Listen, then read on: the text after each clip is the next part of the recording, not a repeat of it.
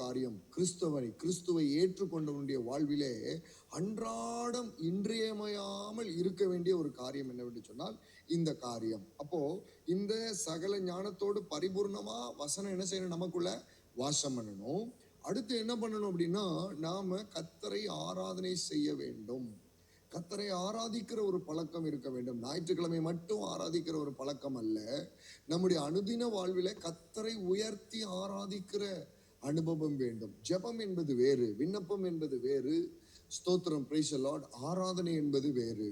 இந்த ஆராதனையிலே வேற எந்த ஒரு கவனச்சிதறல்களும் நமக்குள்ளே வராமல் கர்த்தரை மாத்திரம், கர்த்தரும் நீங்களும் கர்த்தரை மாத்திரம் உயர்த்த வேண்டும். இந்த இடத்துல அவருடைய மகத்துவத்தை, அவருடைய நாமத்தினுடைய மகிமையை, அவருடைய நாமத்தை சொல்லி நாம் அவரை மாத்திரம் உயர்த்துகிற அந்த ஒரு இடத்துக்கு பேர் தான் ஆராதனை. ஸ்தோத்திரம். அவர் தான் வேற எந்த பேச்சுக்கு அங்க இடம் இல்லை, வேற எந்த ஒரு காரியத்துக்கு அங்க இடம் இல்லை, நம்முடைய விண்ணப்பங்களுக்கு அங்க இடம் இல்லை, நம்முடைய பிரச்சனைகளை சொல்வதற்கு அங்க இடம் இல்லை.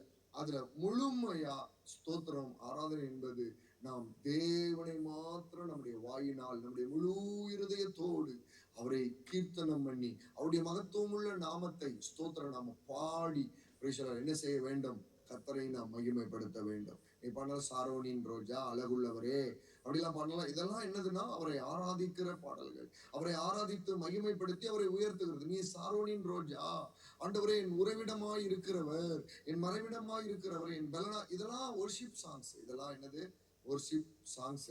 அப்போ ஸ்தோத்திரம், இப்படிப்பட்ட பாடல்களை நாம் என்ன செய்யலாம், இடைக்கிடைக்க நம்ம பாடணும். அதிகமா நம்ம வாயினால என்ன செய்ய வேண்டும், கர்த்தருடைய மகத்துவத்தை உணர்ந்தவர்களாக நாம் அவரை ஆராதித்து கீர்த்தனம் பண்ணி பாடி பக்தியுடன் பாட வேண்டும். என்ன செய்யணும், பக்தியுடன். ஏன் செய்ய, அங்கிட்டு போறது, அந்த ரூமுக்கு போறது, இந்த ரூமுக்கு போறது, அப்படி அல்ல. ஸ்தோத்திரம், நாம வொர்ஷிப் பண்ண போறோம் அப்படின்னா நம்ம தனியா தேவனுடைய சமூகத்துல நின்று தனிப்பட்ட விதத்துல நம்ம இண்டிவிஜுவல் வாழ்க்கையில குடும்பமா நீங்க ஆராதிக்கலாம், அது ஒரு ஆராதனை. நாம சபையார ஆராதிக்கிறோம், அது ஒரு ஆராதனை. அடுத்து நாம தனிப்பட்ட விதத்துல தேவனோட ஆராதிக்க பழக வேண்டும். இது ஒரு மனிதனுக்குள்ளே வர வேண்டும். அப்படி இருந்து அவர்கள் என்ன செய்ய வேண்டும் என்று சொன்னால், இந்த உலகத்திலே, குடும்பத்திலே, நண்பர்கள் மத்தியிலே, வார்த்தையினாலும் கிரியினாலும் நீங்கள் எதை செய்தாலும் என்ன பண்ணணும் அப்படின்னா, இயேசுவின் நாமத்தினாலே செய்யுங்க. அவருடைய நாமத்தினால நீங்க என்ன பண்ணுங்க, யாருக்கு உதவி செய்தாலும் இயேசுவின் நாமத்துல செய்யுங்க. உங்க வேலைகளை உண்மையோடு இயேசுவின் நாமத்தினால செய்யுங்க. ஸ்தோத்திரம், பிரைஸ் தி லார்ட், அல்லேலூயா. ஆமா, ஸ்தோத்திரம். இப்படி ஒவ்வொரு காரியத்தையும் அவருடைய நாமத்தினால செய்து அவர் முன்னிலையாக பிதாவுக்கு, யார் முன்னிலையாக, இயேசு கிறிஸ்துவை முன்னிலையாக பிதாவாகிய தேவனை நீங்க என்ன செய்யுங்க, ஸ்தோத்திரம் பண்ணுங்க. எல்லாவற்றுக்காகவும், எல்லா காரியங்களுக்காகவும் ஸ்தோத்திரம் பண்ணுங்க. உங்களுக்கு விரோதமா எழும்பவர்களுக்காக நீங்க ஸ்தோத்திரம் பண்ணுங்க. கிறிஸ்துவை முன்னிலையாய் வைத்து நீங்கள் ஸ்தோத்திரம் பண்ணுங்க. இந்த ஒரு மனப்பக்குவம், இந்த ஒரு பிரைஸ் தி லார்ட் நம்முடைய என்ன சொல்றது, மனதிலே, நம்முடைய கிரியை, வார்த்தையிலே நாம் அப்படியாக வாழ தேவன் நமக்கு அனுக்கிரகம் செய்ய வேண்டும். இந்த வசனத்தை, ஆண்டவரே நாங்கள் தனிப்பட்ட விதமா நல்லா ஆராதிக்கணும் ஆண்டவரே, எங்களுக்குள்ள அந்த தனிப்பட்ட ஆராதனையுடைய அபிஷேகம் எங்களுக்கு தாரும். நாங்கள் முழு இருதயத்தோடு உங்களை ஆராதிக்கணும் ஆண்டவரே, உங்களை நாங்கள் ஆராதித்து உயர்த்தணும் ஆண்டவரே. ஆண்டவர் உங்க வாயிலிருந்து புறப்படுகிற துதியில ரொம்ப விரும்புகிறார், ரொம்ப விரும்புகிறார். நீங்க கொஞ்சம் ஆராதிச்சு பாருங்க, ஒரு 10 நிமிடம் ஆராதிச்சு பாருங்க, ஒரு 10 நிமிடம். வேற எதுக்கும், வேற எந்த கவனத்தையும் உங்களுக்குள்ள கொண்டு வரக்கூடாது. உங்களுக்குள்ள கவலை, பிரச்சனை, என்ன காரியம் எல்லாத்தையும் தூரத்தி வச்சுட்டு அதையே மனதுக்குள்ள கொண்டு வரக்கூடாது, சிந்தனைகளை கொண்டு வரக்கூடாது. கர்த்தரை மாத்திரம் அப்படியே உங்க இமேஜின்ல இயேசு கிறிஸ்து எப்படி இருப்பாங்க அப்படின்னு சொல்லி நீங்க பேசலாம். அந்த பரலோக ராஜ்யம் எப்படி இருக்கும் அப்படின்னு சொல்லி ஸ்தோத்திரம், நீங்க கொஞ்சம் அப்படி அவர் சிங்காசனத்துல இருக்கிறா அப்படின்றதுல இமேஜின்ல நீங்க அப்படியே மைண்ட்ல கொண்டு வந்து தேவ ஆவியானவர் நீங்க ஆராதிச்சு பாருங்க. தேவாதி தேவனை ஆராதிச்சு பாருங்க. ஆவியானோட ஹெல்ப் கேளுங்க. ஆவியானவரே எனக்கு உதவி செய்யுங்க, கனெக்ட் பண்ணுங்க. ஸ்தோத்திரம், தேவனுடைய ஆவியோடு என்னுடைய மனுஷிக ஆவியும் கனெக்ட் ஆகணும். நாங்க 2 ஒன்னா ஆராதனையில நிக்கணும். டிஸ்டர்ப் எதுவும் படாதபடிக்கு நீங்க உங்களை ஒருமுகப்படுத்தி அப்படி ஆவியானோட கேளுங்க, என்னை இணைங்க. அதுக்கு தானே இருக்கிறீங்க ஆவியானவர். தேவனுடைய ஆவியோடு என்னுடைய ஆவியும் இணைச்சிருங்க ஆவியானவரை சொல்லி கேட்டு பாருங்க. நிச்சயமா கர்த்தர் இணைத்த அந்த ஆராதனையுடைய மேன்மைய, அந்த ஆராதனையில இருக்கிற இன்பத்தை, ஆனந்தத்தை கர்த்தர் உங்களுக்கு வெளிப்படுத்தி கொடுப்பார். சோ அப்படி நீங்க என்ன செய்யணும், இதற்காக நம்ம ஜெபிக்க போறோம். நான் நல்ல ஆராதனை செய்யணும். அடுத்த ஆண்டவரே, இந்த உலகத்துல நான் வாழும்போது, குடும்பத்துல வாழும்போது, வார்த்தையினாலும் கிரியினாலும் இயேசுவின் நாமத்தினால நான் எல்லாவற்றையும் செய்யணும் ஆண்டவரே, முறுமுறுக்க கூடாது ஆண்டவரே, நான் தர்க்கிக்க கூடாது, சண்டை பண்ணக்கூடாது, நான் இயேசுக்கு எஜமான் என்னுடைய முதலாளி இடத்துல நான் எதிர்த்து பேசக்கூடாது, போராடக்கூடாது. ஆண்டவரே கீழ்ப்படிந்து ஆண்டவரே இயேசு கிறிஸ்துவை முன்னிலையாய் வைத்து பிதாவை நான் ஸ்தோத்தரித்து எல்லாவற்றையும் நான் வார்த்தையில் கிரியையிலும் நான் நடப்பிக்கிறவனாக என்னை மாற்றுங்கன்னு சொல்லி யாராவது ஒருவர் நம்ம ஜெபிக்க முடியுமா? ஸ்தோத்திரிக்கிறோம், துதிக்கிறோம் ஆண்டவரே. ஜீவனுள்ள தேவனே அப்பா, உண்மை ஆராதிக்க ஆண்டவரை துதிக்க அப்பா, இந்த வேலையிலும் நீங்க எங்களுக்கு கிருபை பாராட்டி இருக்கிறீங்க சுவாமி. ஆமா ஆண்டவரே, நீர் அழகுள்ளவர், நீர் பூரண அழகுள்ளவர் சுவாமி. அதற்காக உண்மை ஸ்தோத்திரிக்கிற சுவாமி. தாவீது கூட ராஜா, நான் உயிரோடு இருக்க மட்டும் என் கர்த்தரை பாடுவேன், நான் உள்ளளவும் என் தேவனை கீர்த்தனம் பண்ணுவேன் என்று சொல்லியிருக்கிறார் சுவாமி. ஆண்டவரே அப்பா, அப்பா துதித்தலே இன்னும் ஏற்றதுமா இருக்குது என்று தாவீது சொல்லியிருக்கிறார் சுவாமி. அப்பா, மனுஷர் காணும்படியாக அல்ல, தனித்து வனாந்தரங்களிலே யாரும் இல்லாத இடத்துல சுவாமி உண்மை உயர்த்தி ஸ்தோத்தரித்து 10 நரம்பு வீணையினால் உண்மை ஸ்தோத்தரித்து துதித்து பாடினபடினால நீங்க ஞானத்தை கொடுத்தீங்க, பலத்தை கொடுத்தீங்க, கோலியாத்தை முறியடிக்கிறதுக்கு கிருபையை கொடுத்தீங்க சுவாமி.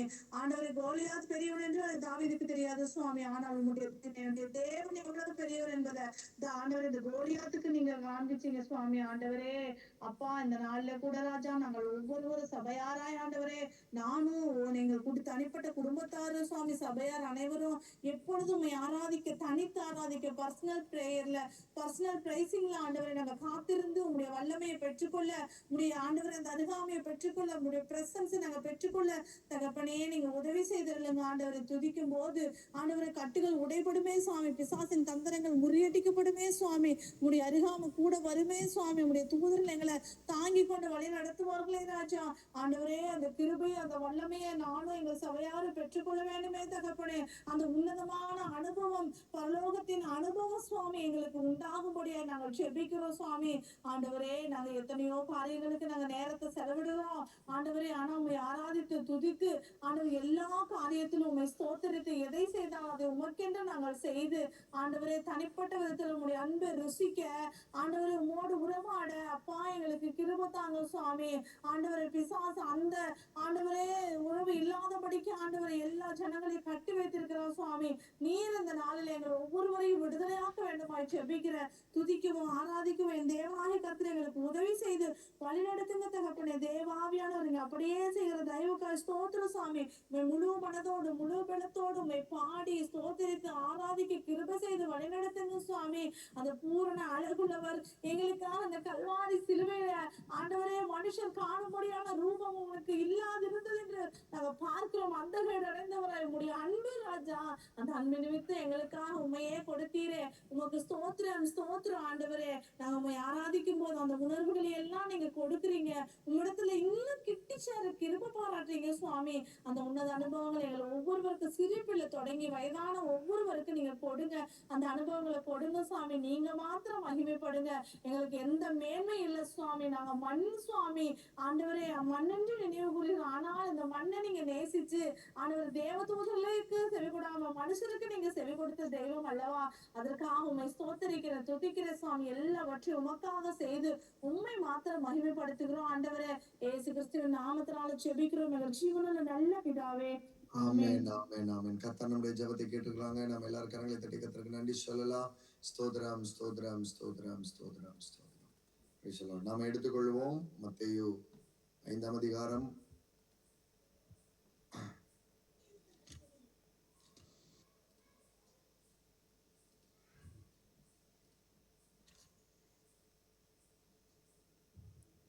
31ஆம் வசனம் 32ஆம் வசனம். தன் மனைவியை தள்ளிவிடுகிற எவனும் தழுதற் சீட்டை அவளுக்கு கொடுக்க கடவன் என்று உரைக்கப்பட்டது.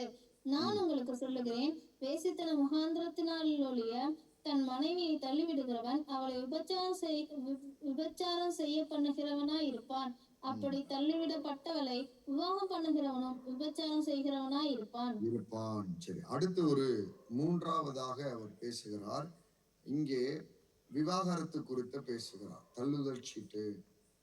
தன் மனைவியை தள்ளி விடுகிற எவனும் தள்ளுதல் சீட்டை அவளுக்கு கொடுக்க கடவன் என்று உரைக்கப்பட்டிருக்கிறது. நான் உங்களுக்கு சொல்கிறேன்னு சொல்லி அவர் என்ன செய்து சொல்றார்? பரிசேயர் வேதபாரகர் அவருடைய நீதிகளிலும் உங்கள் நீதி எப்படியா இருக்க வேண்டும் என்று சொல்லி அதிகமாக இருக்க வேண்டும் என்று சொல்லி அந்த நீதி என்னலாம் அப்படின்றத அந்த பரிபூரணத்தை அவர் வெளிப்படுத்துகிறார். இந்த நியாயப்பிரமாணம் பரிபூர்ணம் உள்ளதுதான். இந்த நியாயப்பிரமாணம் தேவன் நன்மைக்காகவே ஜனங்களுக்கு கொடுத்தார். அதை அதை அவர்கள் கடைபிடிக்க வேண்டும் என்று சொல்லி கொடுத்தார். ஸ்தோத்திரம். ஏனென்றால் மற்ற புற இனத்தாருடைய வழிபாடுகள், புற இனத்தாருடைய பழக்க வழக்கங்கள் ஜனங்களை பரிசுத்த குலைச்சலாக்கி விடக்கூடாது என்பதற்காக தேவன் தம்முடைய ஜனமாக ஒரு பக்கம் இந்த பூமியிலே அவர் பிரித்து கொண்டு அவர்கள் மூலமாய் ரட்சிப்பை கொடுக்க வேண்டும். நான் மெய்யான தேவன் என்பதை மற்ற புற இனத்தாரும் அறிய வேண்டும் என்பதற்காக அவர் அப்படிப்பட்ட காரியங்களை அவர் செய்து வந்ததை நாம் பார்க்க முடியும்.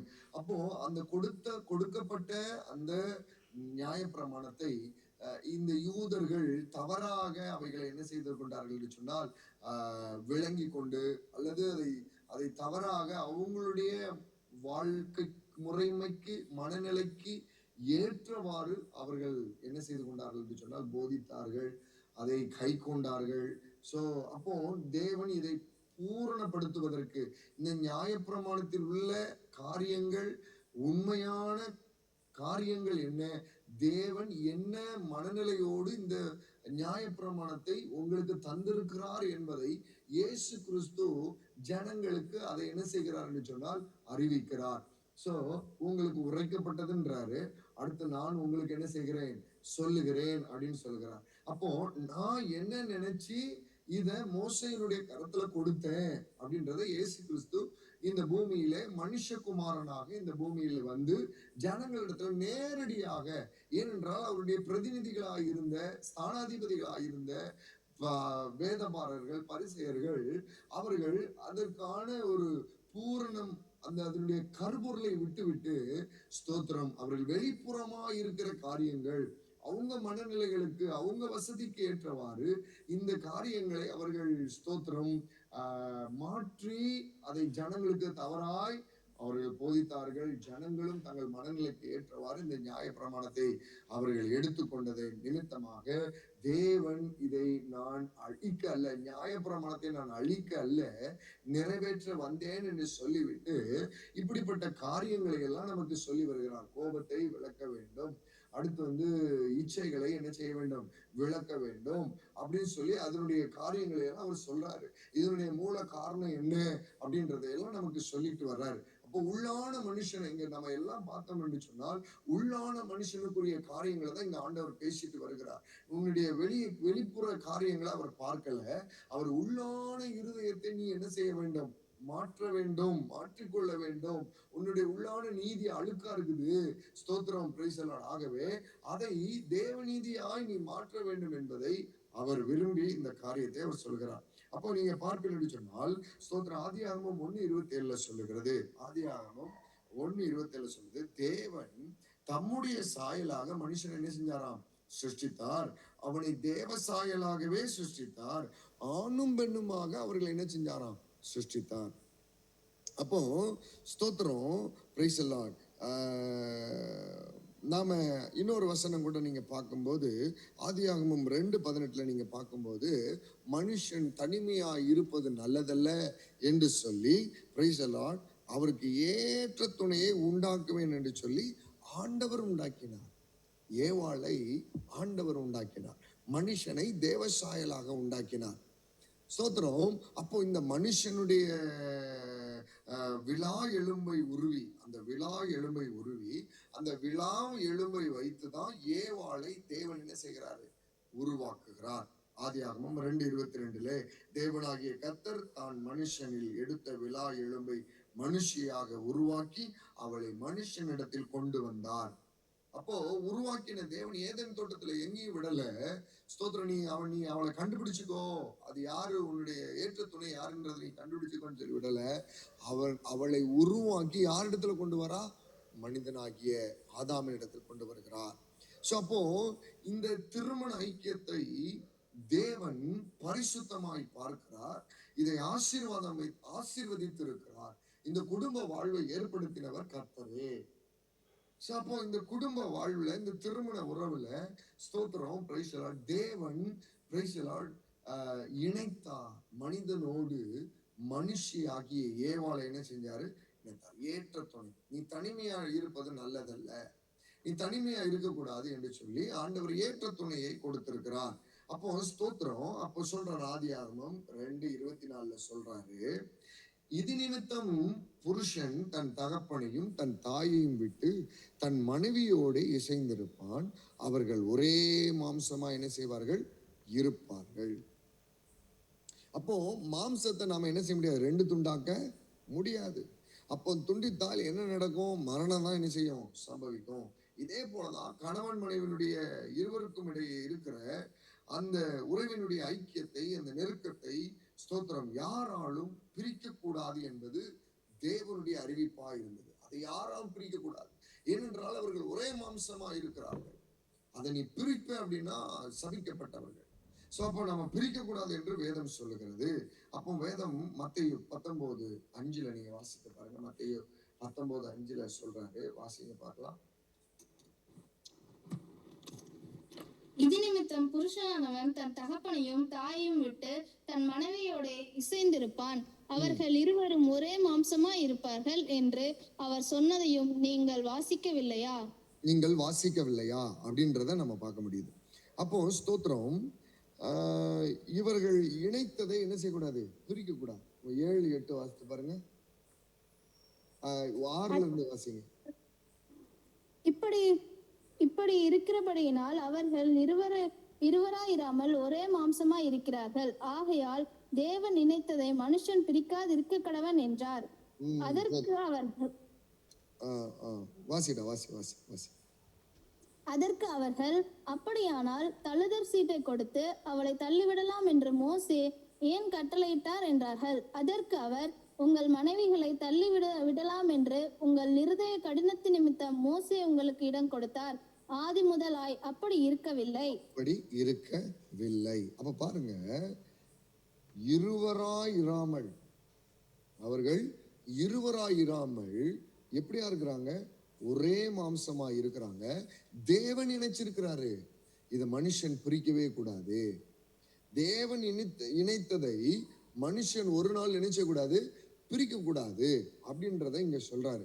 ஆனா அவங்க ஒரு கேள்வி கேட்கிறாங்க, அப்படியானா தள்ளுதல் சீட்டு கொடுத்தார்ல மோசே, அது அது எதுக்கு, அது மோசே ஏன் கட்டளையிட்டாரு அப்படின்னா, அது நான் கட்டளை இல்லப்பா, மோசையும் கட்டளை இல்லப்பா, உங்க இருதயத்தின் நிமித்தம், உங்க இருதயத்தினுடைய கடினத்தின் நிமித்தமாக வேற வழி இல்லாம அவர் என்ன பண்ணாரு, அந்த காரியத்தை செய்தாரு அப்படின்றத இங்கே நாம பார்க்கிறோம்.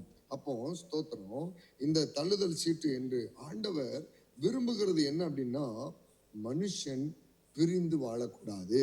ஒரு குடும்பத்தில் இருக்கிற கணவனும் மனைவியும் எந்த சூழ்நிலையிலும் பிரிந்து இருக்கக்கூடாது. ஸ்தோத்திரம், பிரிந்து இருக்கக்கூடாது. ஒரே ஒரு காரியத்தை மட்டும் அவர் அனுமதி கொடுத்திருக்கிறார். என்ன அனுமதி அப்படின்னா, உபாகமம் 24:1. உபாகமம் 24:1.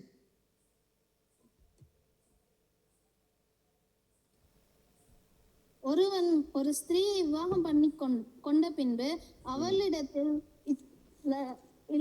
இலச்சையான காரியத்தை கண்டு அவள் மேல் பிரியமற்றவனானால் அவன் தள்ளுதலின் சீட்டை எழுதி அவள் கையிலே கொடுத்து அவளை தன் வீட்டில் இருந்து அனுப்பிவிடலாம். அவள் அவனுடைய வீட்டை விட்டு போன பின்பு வேறொருவனுக்கு மனைவியாகலாம்.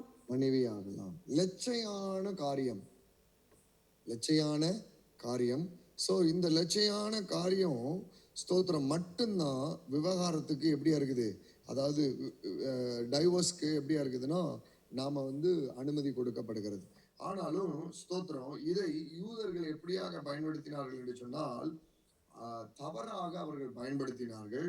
அவருடைய இருதயம் துணிகரம் கொண்டு மனைவியை நேசிக்காமல், ஸ்தோத்திரம், மனைவியிடத்திலே அன்பு கூறாமல் அவர்களை கொடுமைப்படுத்துவதும், அவர்களை அடிப்பதும், அவர்களை தள்ளி வைப்பதும், இப்படிப்பட்ட துணிகரமான காரியங்கள், பிரிந்து போகாமல் இருக்கிறவங்களை அடித்து உதைத்து துன்புறுத்து இப்படிப்பட்ட காரியங்களை செய்து தவறான ஒழுங்கற்ற காரியங்களை இந்த ஸ்தோத்திரம் மனிதர்கள் அவருடைய இருதயத்தின் கடினமாய் அவர்கள் செய்து வந்தபடினாலே மோசே என்ன செய்தார்னு சொன்னால், இவர்களிடத்துல அடிபட்டே என்ன செஞ்சிருவாங்க, ஆமா, ஸ்தோத்திரம், ஒன்றுமில்லாம போயிடுவாங்க அப்படின்ற ஒரு காரியத்தின் நிமித்தமாக, அவங்க இருதயத்தின் கடினத்தின் நிமித்தமாக ஸ்தோத்திரம் அதை அனுமதி கொடுத்தாரே தவிர, ஆனால் தேவன் அனுமதி கொடுக்கவில்லை. அதனாலதான் ஆதி முதலாய் இப்படி இருக்கவில்லை என்கிற ஒரு வார்த்தையை அவர் பயன்படுத்துகிறார்.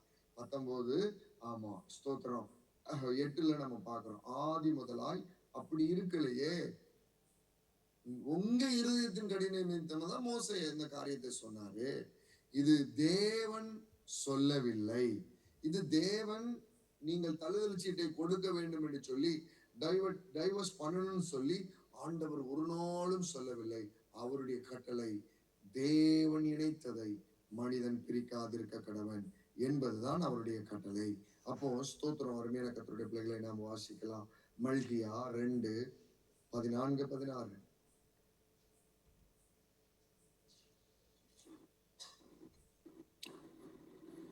ஏன் என்று கேட்கிறீர்கள்?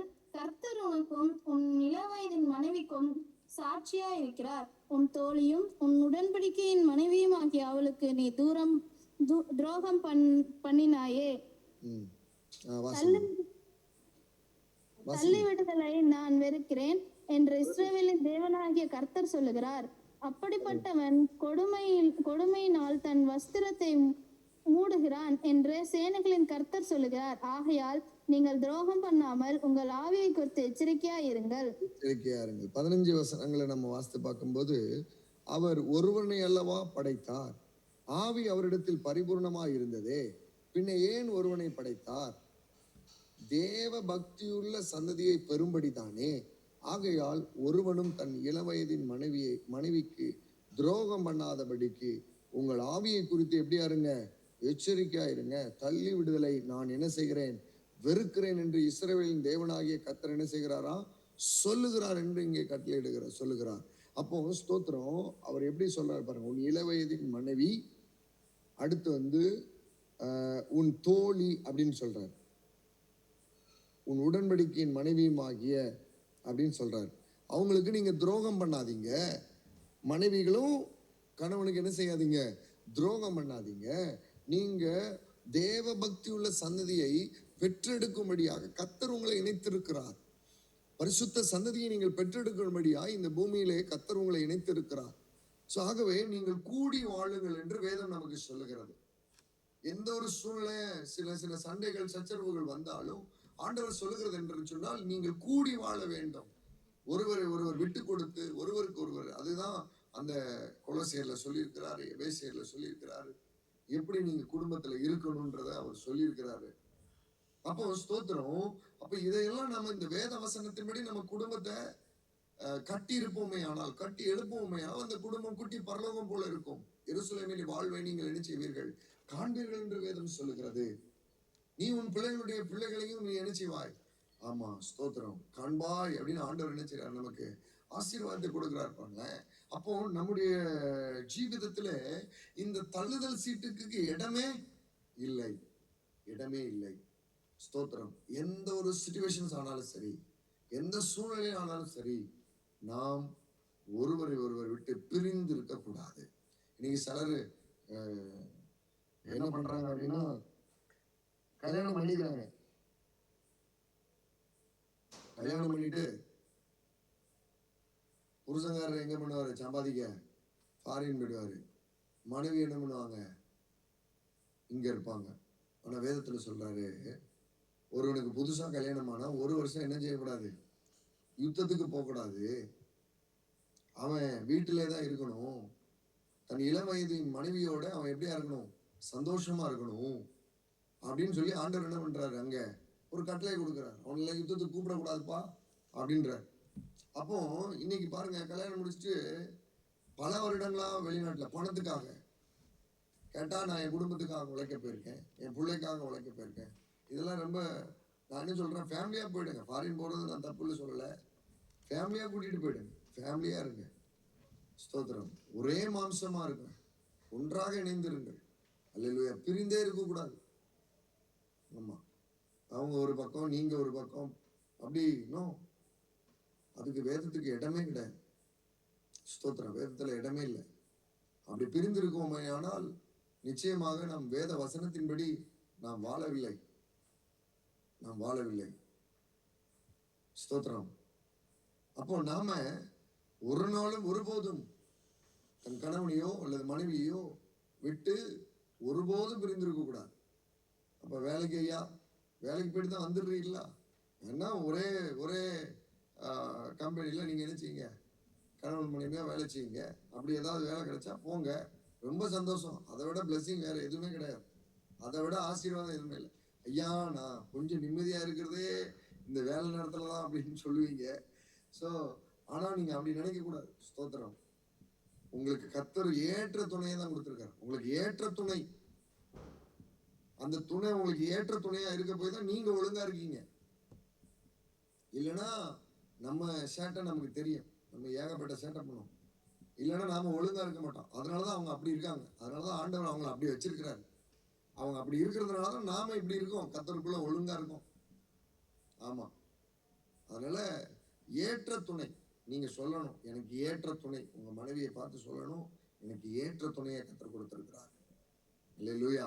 அப்போ அவர்கள் இருவரும் ஒருவராக இருக்கிறாங்க, ஒரே மாம்சமாக. அதனால இங்க ஆண்டவர் சொல்றதுன்னா பிரிக்கிறதுக்கு இடமே கிடையாதுப்பா அப்படின்னு. கொரிந்தியர்லயும் அவர் சொல்லும்போது இங்க ஆண்டவர் அர்த்தம் சொல்றார், நான் அதை வெறுக்கிறேன்றார் மல்கியாவில், அதை செய்யாதீங்கப்பா அப்படின்றார். உங்க ஆவியை குறித்து அதை குறித்து எச்சரிக்கையா இருங்க. அப்படிப்பட்டவன் கொடுமையினால் தன் வஸ்திரத்தை மூடுகிறான் என்று சேனையை கர்த்தர் என்ன செய்றாரா? ஆமா சொல்றாரு. மன்னிக்கணும், மனத்தாழ்மையா இருக்கணும், கொஞ்சம் விட்டு கொடுத்து போகணும், பொறுமையா இருக்கணும். ஸ்தோத்திரம். நான் அதை அடிக்கடி சொல்லிடுவேன்ல. ஆமா ஸ்தோத்திரம். கோவப்பட்டாங்கன்னா ஐ லவ் யூ சொல்லிடணும், அவ்வளவுதான், முடிஞ்சு வச்சு. அப்படியே நாம அப்படியே அட்ஜஸ்ட் பண்ணி, நம்ம ஒருத்தருக்கு ஒருத்தர் அட்ஜஸ்ட் பண்ணி விட்டு கொடுத்து பொறுமையா போய் அப்படியே நம்ம வாழ்க்கையை நம்ம என்ன செய்யணும், வாழ கர்த்தருக்குள்ளாக. அதனாலதான் வேத வசனம் நமக்குள்ள தங்கி இருக்கணும். வாசமா இருந்தாதான் நாம ஒரு ஒரு நல்ல ஒரு கர்த்தருக்கென்று ஒரு முன்மாதிரியான ஒரு வாழ்க்கையை நாம என்ன செய்ய முடியும், வாழ முடியும். அப்போ அவர் சொல்லும்போது நீ இதை எப்படி பண்ற அப்படின்னா, இந்த டைவர்ஸ் பண்றவங்க எல்லாருமே நீ அது எதற்கு அடையாளமா இருக்கு அப்படின்றத அடுத்த வசனத்துல சொல்றாரு. நீ வேசித்தனம் பண்றதுக்கு தான், முகாந்திரத்தினாலதான் உன் மனைவியை நீ என்ன செய்யற, தள்ளி விடுற. அப்படி நீ தள்ளி விட்டவன் விபச்சாரம் பண்ணுகிறவனா இருக்கிறான் என்று ஆண்டவர் சொல்றாரு. அப்படி தள்ளி விடுறவன். இல்லைன்னா நீங்க கல்யாணம் பண்றதுக்கு முன்னாடியே நல்ல ப்ரேயர் பண்ணி, ஆண்டவருக்கு இது சித்தம் தானா, ஆண்டவர் ஏற்ற துணையை தந்திருக்கிறாரா, எல்லாம் கேட்டு அறிஞ்சு நல்ல தேவ சமூகத்துல உட்கார்ந்து எல்லாவற்றையும் கேட்டு அறிந்து நீங்க என்ன பண்ணணும், ஆமா செய்யணும். அப்படி செய்யணும். ஐயா நான் கல்யாணம் பண்ணதுக்கு அப்புறம் தான் ரட்சிக்கப்பட்டேன், இப்போ நான் ஜெபம் பண்ணலாமா பிச்சி? ஆமா ஸ்தோத்திரம். அது உங்களுக்கு ஏற்ற துணையா தான் கர்த்தர் கொடுத்துருக்காரு. அது மாற்றுவார், ஏற்ற துணையா உங்களுக்கு மாற்றுவார். ஸ்தோத்திரம். அதனால நீங்க அப்ப இங்க சொல்றாங்க தள்ளுதல் சீட்டு. அது எதற்கு அப்படி அடையாளமா இருக்கு அப்படின்னா, நீ வேசித்தனம் பண்றது தான் அதனுடைய முகாந்திரமா தான் அது இருக்குது. அப்படி நீ செய்வனா அது விபச்சாரம். அப்படி தள்ளி விட்டவளை விவாகம் பண்றவனும் எப்படியா மாறுறானா, டைவர்ஸ் ஆனவங்களை தள்ளினவங்களும் என்ன பண்றாங்க. ஏனென்றால் ஆண்டவர் என்ன சொல்றாருன்னா, இந்த உடன்படிக்கை தேவ சந்நிதியிலிருந்து எடுத்தப்படுகிற உடன்படிக்கை. இது தேவன் கொண்டு வந்த உடன்படிக்கை. இது தேவன் குடும்பமாய் ஆசீர்வதித்த, ஸ்தோத்திரம், சுதந்திரத்தை கொடுத்த, பரிசுத்தமாய் அந்த காரியத்தை பரிசுத்தம் பண்ணி இருக்கிற குடும்ப காரியங்களை கர்த்தர் பரிசுத்தப்படுத்தி வைத்திருக்கிறார். அதிலே அவர் ஆசீர்வதிக்கிறார். அதிலே தேவன் மகிமைப்படுகிறார். அதிலே தேவன் சந்தோஷப்படுகிறார். ஆகவே நாம் அதிலிருந்து என்ன செஞ்சிடக்கூடாது, ஒரு நாளும் அட்வைஸ் யாருக்கும் பண்ணிடக்கூடாது. நாமளும் அப்படி என்ன செஞ்சிடக்கூடாது, ஆமா இருந்துடக்கூடாது. ஸ்தோத்திரம். ஒரே வீட்டுக்குள்ள கூட சண்டை போட்டு கூட உட்காருங்க. ஸ்தோத்திரம். ஆனா அடுத்த நிமிஷம் பேசிடணும்.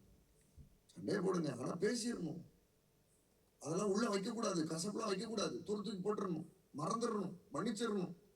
ஸ்தோத்திரம். ஏன்னா ரெண்டு பேரும் ஒண்ணுதான். உங்க சரீரத்தையே நீங்க சுட ஒப்பு கொடுப்பீங்களா? யோசித்து பாருங்க. உங்க சரீரத்தை நெருப்புல, உங்க கையை விரல கொண்டு நெருப்புல கொண்டு வைப்பீங்களா? சுட கொடுக்க மாட்டீங்கல்ல. அப்புறம் அவங்களும் ஒரே சரீரம் தான், உங்க சரீரம் தான். ஸோ அது அப்படிப்பட்ட ஒரு உணர்வோடு நீங்கள் வாழ வேண்டும். ஸ்தோத்திரம். கண்ட மாதிரி பேசுறது, இந்த மாதிரி வாய்க்கு அந்த மாதிரி எதையாவது கோபத்துல பேசி விட்டுறது வேண்டாங்க. நம்ம கர்த்தருடைய பிள்ளைங்க.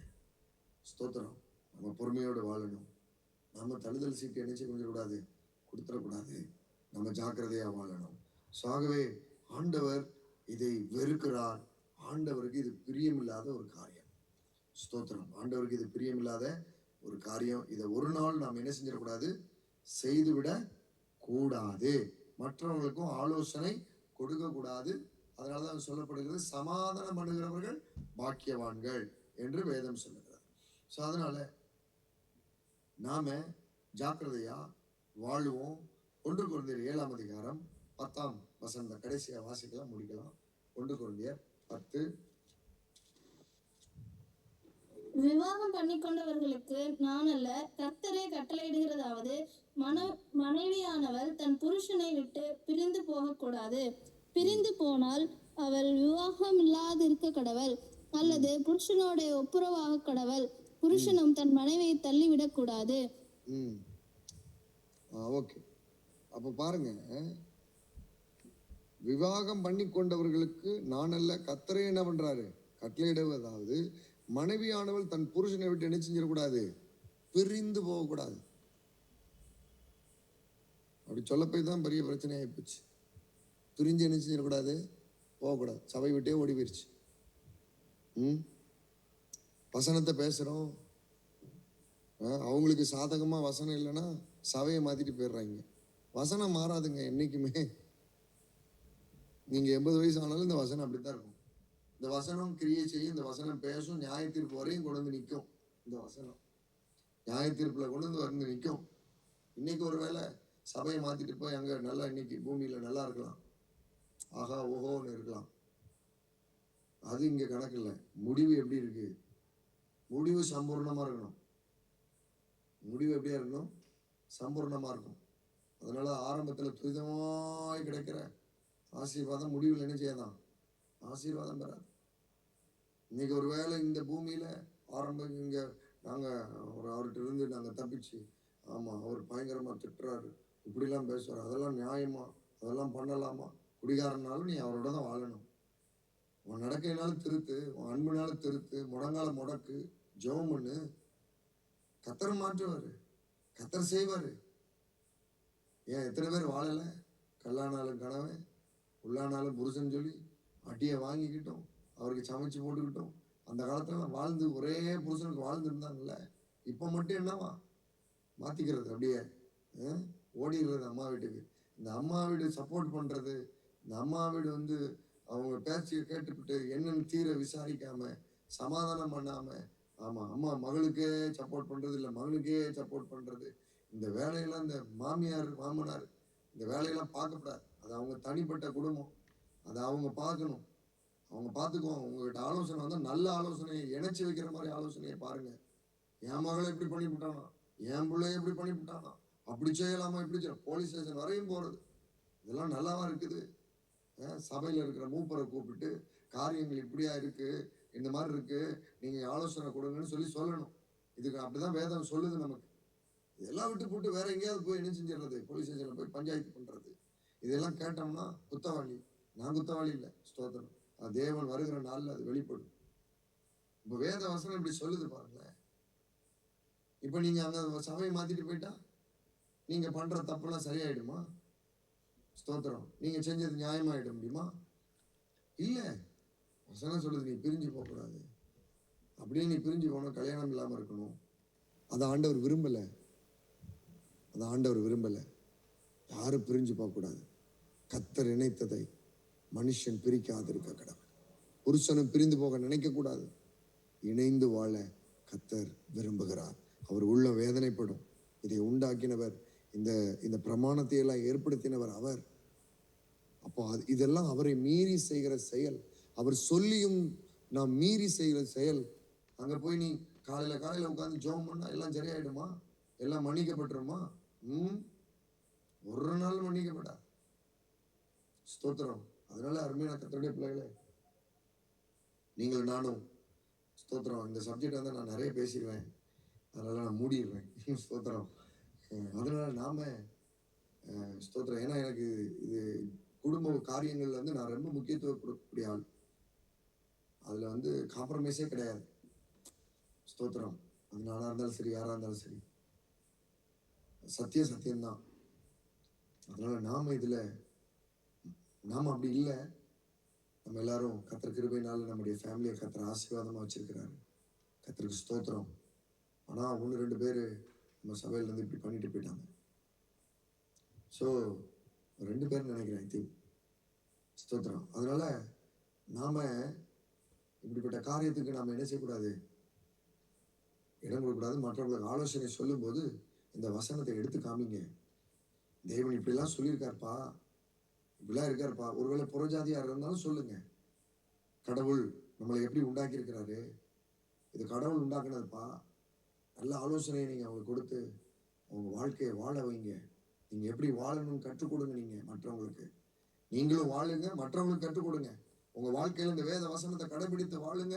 உங்க பிள்ளைகளுக்கு நல்ல கற்றுக் கொடுங்க. கல்யாணமாகி போற இடத்துல இருந்து இங்க வரக்கூடாது.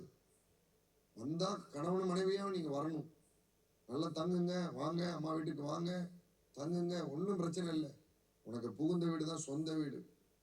ஸ்தோத்திரம் என்று சொல்லி நல்ல ஆலோசனைகளை வேத வசனத்தின்படி சொல்லி ஆலோசனை கொடுத்து நல்ல உங்க பிள்ளைகளை இப்பவுமே பக்குவப்படுத்தி வைக்கணும். கல்யாணமாக போற பிள்ளைகள் எல்லாம் பக்குவப்படுத்தி வச்சிருக்கணும். நல்லா கற்றுக் கொடுத்துருக்கணும். திருமண வாழ்க்கைனா எப்படி இருக்கும், அதுல என்ன மாதிரி நெளிவு சொல்லிலாம் இருக்கணும், நீ அதுல எப்படி நீ கையாண்டு போகணும், அப்படிலாம் நீங்க என்ன செய்யணும், நல்ல ஆலோசனை சொல்லி கொடுக்கணும். அதே மாதிரி பிள்ளைங்க கல்யாணம் ஆனதுக்கு அப்புறம் உங்களுக்கு ஃபோன் பண்ணுங்க. ஃபோன் பண்ணி அப்படி நடக்குமா இப்படி நடக்குமா, அதை பண்றாங்க இதை பண்றாங்க அப்படிலாம் நீங்க என்ன செய்யக்கூடாது. ஸ்தோத்திரம். சொல்லும் போது நீங்க நல்ல ஆலோசனை தான் சொல்லணும். ஆமா, நல்ல ஆலோசனை, அவங்க சமாதானமா இருக்கக்கூடிய காரியங்களை, அப்படிப்பட்ட ஆலோசனைகள் நம்ம கொடுக்கணும் பிள்ளைகளுக்கு. ஸோ அப்படிப்பட்ட பெற்றோராய் நாம் எல்லாரும் இருப்போம். குடும்பத்தை நாம் கர்த்தருக்குள்ளே வசனத்தின்படி கட்டி எழுப்புவோம். கர்த்தர் நம்ம நடுவிலே பெரிய காரியங்களை செய்வார். ஆண்டவர் தள்ளுதல் சீட்டை ஒரு நாளும் அவர் அனுமதிப்பதில்லை.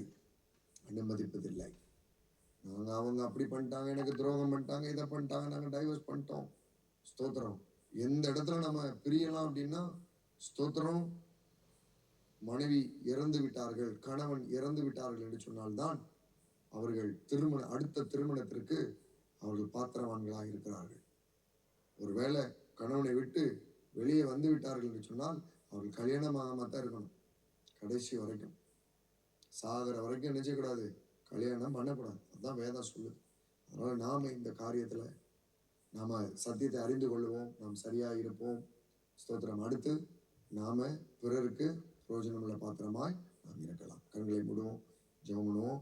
பாஸ்டர் அவங்க ஜெபிப்பாங்க, சொல்லுங்க, ஜெபிப்பாங்க. எங்களை நேசிக்கிற நல்ல தகப்பனே, உம்மை துதிக்கிறோம், ஸ்தோத்திரிக்கிறோம். ஆசீர்வாதமான நாளுக்காக நாங்கள் ஜெபிக்கிறோம் ஆண்டவரே. கர்த்தர் அப்பா, நேற்றும் என்றும் மாறாத தேவன், இந்த நாளிலும் உடைய வார்த்தையை கொண்டு எங்களை தேற்றிருக்கிறீர். அதற்காக எமக்கு நன்றி செலுத்துகிறோம். சொல்லப்பட்ட வார்த்தையின்படி என் தேவனாய கர்த்தர், ஒரு குடும்பம் என்பது தேவன் அப்பா ஏற்படுத்தினது. அதிலே அப்பா ஸ்தோத்திரம், ஒருவருக்கொருவர் அப்பா ஸ்தோத்திரம் கர்த்தாவே இணைந்து இசைந்து ஒரே ஆத்துமாவாக ஒரே எண்ணத்தோடு ஒரே அப்பா கிருபையோடு வாழ கர்த்தர் உதவி செய்ய வேண்டுமா ஜெபிக்கிறோம். அப்பா, கணவனுக்கு விரோதமாக மனைவியும், மனைவிக்கு விரோதமாக கணவரும், அப்பா பெற்றோர்களுக்கு விரோதமாக பிள்ளைகளும் எழும்பாதபடி தேவ அப்பா குடும்பத்தை ஏற்படுத்தியிருக்கிறீர். அப்பா, அதில் இணைந்து வாழ்கிற இசைந்து வாழ்கிற பிள்ளைகளாய் கர்த்தர் வாழ நீர் உதவி செய்ய வேண்டுமாய் ஜெபிக்கிறோம். ஆசீர்வதிங்க, பலப்படுத்துங்க, கிருபை செய்யுங்க. இந்த நாளில் அப்பா ஸ்தோத்திரம், ஜெபித்த அத்தனை காரியங்களும் நம்முடைய கரத்தில் ஒப்பு கொடுக்கிறோம். இதில் கலந்து கொண்ட ஒவ்வொருக்காகவும் ஜெபிக்கிறோம். தேவனுடைய பிரசனம், தேவனுடைய மகிமை, தேவனுடைய ஆளுகை ஒவ்வொரு நாளும் என் தேவனாய கர்த்தர் இருந்து வழிநடத்த வேண்டுமாய் ஜெபிக்கிறேன். ஆசீர்வதிங்க, பலப்படுத்துங்க. இயேசுவின் நாமத்தில் கேட்கிறோம் என் ஜீவனுள்ள நல்ல தகப்பனே. ஆமென், ஆமென். என் ஆத்துமாவே கர்த்தரை ஸ்தோத்திரி, என் முழுவதுமே பரிசுத்த நாமத்தை ஸ்தோத்திரி. என் ஆத்துமாவே கர்த்தரை ஸ்தோத்திரி, கர்த்தர் செய்த சகல உபகாரங்களை மறவாதே. ஆமென், ஆமென். கர்த்தர் நம்முடைய ஜெபத்தை எல்லாம் நாளில் அங்கீகரித்தாங்க. நம்ம எல்லாரும் கரங்களை தட்டி கர்த்தருக்கு ஸ்தோத்திரம் பண்ணலாம். எல்லாருக்கும் ஸ்தோத்திரம். கர்த்தர் ஆசீர்வதிப்பாராக. இந்த டைம் சாரி